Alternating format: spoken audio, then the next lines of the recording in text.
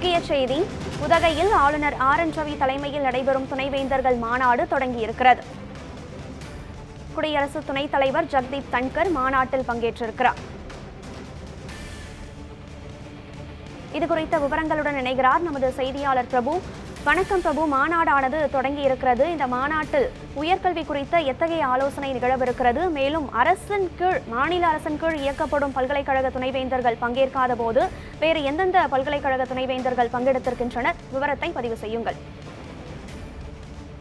வணக்கம். அதாவது நீலகிரி மாவட்டம் ஆளுநர் மாளிகையில் 4வது ஆண்டாக தமிழக ஆளுநர் ஆர்.என். ரவி தலைமையில் 2 நாட்கள் நடைபெறும் மாநாடானது இன்று துவங்கியது.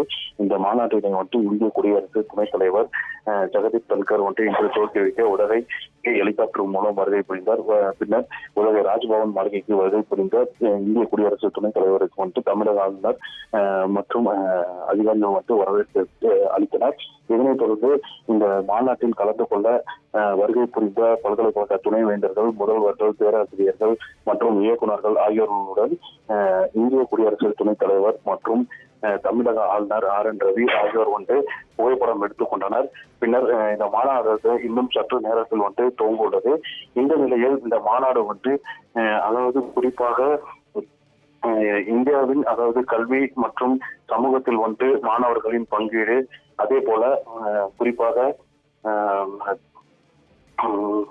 மாநாட்டில் 48 மத்திய மாநில தனியார் பல்கலைக்கழகங்களின் துணைவேந்தர்களுக்கு அழைப்பு விடுக்கப்பட்டுள்ளது.